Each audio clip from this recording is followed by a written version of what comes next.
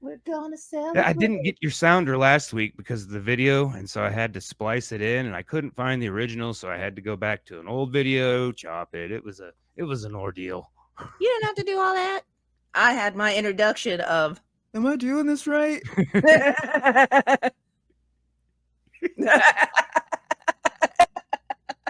Just like, I don't know if you guys caught the end of the video, but I couldn't figure out how to turn it off, and I made an Aussie face. It's really cool. It's really cool. I don't know if we. That's just your freeze face every time the camera freezes anyway, sweetie. That's terrible. Anyhow, 5 songs that describe me. So I made this list this morning because I have so much going on in my life, and it won't stop. Like, it won't stop. But that's fine. Don't stop. Don't quit. That's what we do up in this piece. Josh, I see you looking like, hey, cool it on the swears. Cool it on the swears, man. Yeah, man. Gonna get us explicit lyrics. It's not explicit. I guess so. I don't say anything. I mean, I'm just saying, but you look. I see that look. I see that Captain America look. No, I see me having to spend a couple hours editing some out, and I got to repost it. Just keep it down to 1 or 2, and we're good. Okay. You're not gonna like my list. Make them punctual. Make them count. Okay, so what I did was I decided to just go through my whole life and pick a song from childhood, one from preteen, one from teen, young woman, and now. And that is just going to be the 5 songs that kind of describe my makeup, my whatever. So the first song that I picked, and it was between, because I loved Michael Jackson when I was growing up. Oh, I love Michael Jackson. I want you to put Michael Jackson on. But before there was Michael Jackson, there was James Brown. And that was the song that I picked as my first one from my childhood, because James Brown had such an influence on me just because he was dynamic. And he was even the influence for Michael Jackson. And you had Jackie Wilson's, you have everybody trying to do the footwork. James Brown was definitely the king of what he did. So number 1 is going to be James Brown's I Feel Good. Wow. do. So yeah. And I picked the song because I feel good. On the whole, as somebody who really does suffer from some sickening depression, and I get into some dark spots, I feel like I generally overall usually feel good about life. Like I'll try to find something, the lime life, whatever else. And when I was a child, before I knew anything about life, I was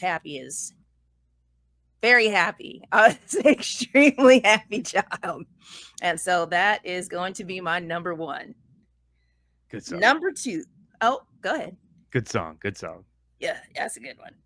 Number 2 is going to be my preteen song that's going to describe my preteens.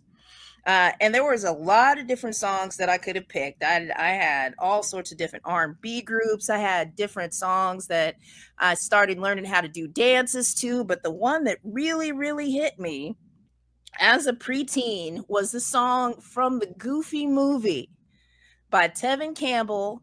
My 12-year-old, I wanted to marry him so bad. He was like this tall, and he really doesn't look that good, y'all. But I love some Tevin Campbell.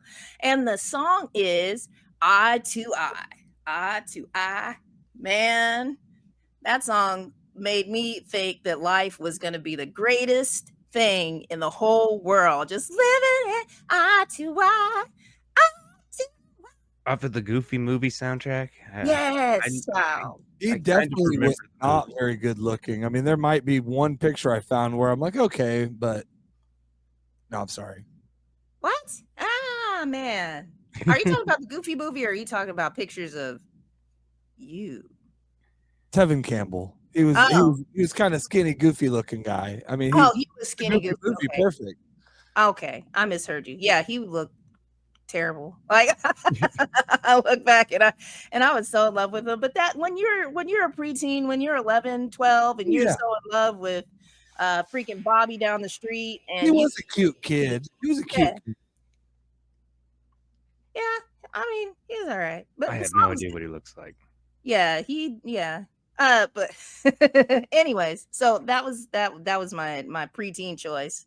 That had a big impact on how I had an outlook about how life was going to be. I was one day I was going to be rolled onto stage in a suitcase and all of a sudden be able to play with my idol. Like I had really high expectations, and I'm kind of there. I'm kind of there. Can you screen share the picture, Coach, or you already passed it? I want to see this guy. I don't know if I can. I'll try to. He was on Fresh Prince. I was still looking at some pictures. He young. He was super cute. He was. Mhm. I see. It just like. Yeah. Yeah, he was I mean, they were cuter, but like he was my cute. He was my Oh, honey. yeah, That yeah. was No, I'm sorry that I went down this rabbit hole. Well, while you're doing that, we're gonna go to number 3, Miss Teenage Santia. Teenage Santia was learning a little bit about rock and roll, a little bit about punk, pop punk mostly, because I can only listen to punk on the radio. And the song that I wore out was by my first little rebellious group, The Offspring, and it was I Choose. And why I really like that song was because it was talking about how terrible life was, but you got to choose how you were going to live it. And yeah, if this is life, what a effed up thing we do, what a nightmare come true, but a playground if we choose, and I choose.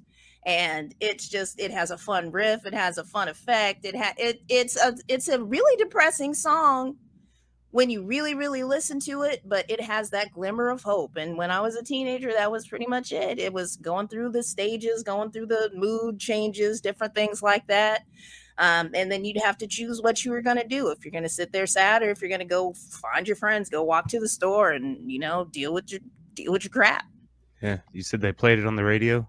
They played it on the radio all the time, and I recorded it because I would wait for it with my cassette tape to come on, and I kept catching it after the first 10 seconds. And one time I caught it at the actual beginning where the radio host wasn't talking. Yeah.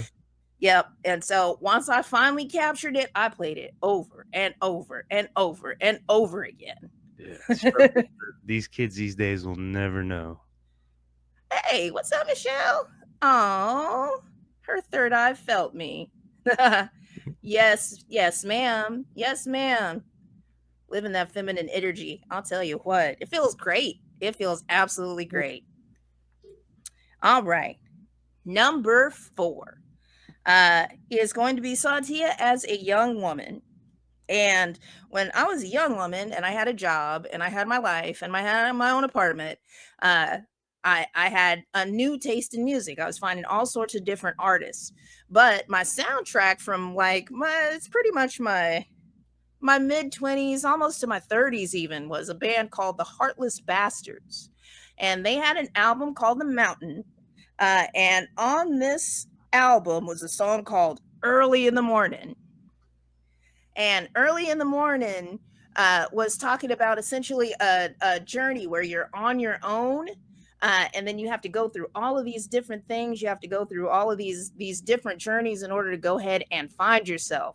And it's just been my whole life. I've just been finding myself. There's been so many versions of Santia. It's just like ridiculous. But this was me finding myself, speaking of that, Michelle, finding myself in a feminine manner. This was my girl power band. That was it. And this particular song took you on such a beautiful journey. That whole album, The Mountain, is still one of my favorite albums to this day, just because it's just amazing. Coach, go up to overlays.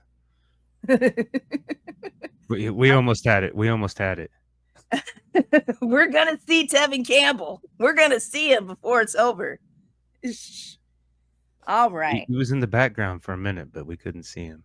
Yeah, I saw like a coat, I thought. That was a nice looking coat. All right. And then finally, number 5. And I'm going to pick that right now because I didn't. So the song that I'm going to say reminds, just describes my personality now, uh, is going to come off of Will Smith's new album. And one of the songs that he has on his album is talking about tantrum. And it's called Tantrum. And what it's talking about is dealing with your inner child and taking all of that pain and that anguish and whatever you're going through, and then you make it an anthem. Oh my God. When I first heard it, it really reminded me of just my most recent journey because I've been through some things. But this last 4 years has been a whole shit show, dude. Like it's been ups and downs. And I'm really proud of myself for everything that I've gone through and who I've become as a person just going through all of that. Yeah. But yeah, he's saying that he's gonna take his trauma and make it a tantrum. Yeah, and it goes on about rising above and just being a bigger version of yourself and taking your pain and turning it into power is one of the things that I like to say. So that Yeah. would be my number 5. That's a good message. Pain into power. Yes, I was yes. just watching something. Chappelle was clowning on Chris Rock. You know, I mean, they're friends and stuff, and He was cute. Oh my goodness. For some reason I was remembering him a little bit different. I too I I too